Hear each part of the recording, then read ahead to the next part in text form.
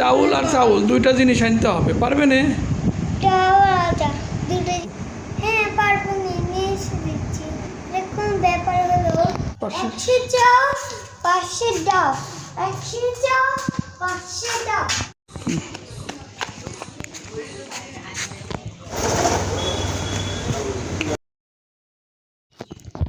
চাল 500 ডাল দেন তো।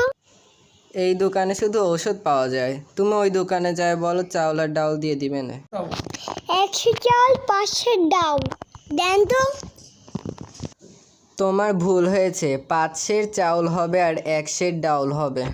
আমি জানি, দেন আমি দেন। যাও বাসায় গিয়ে ভালো করে শুনে আসো।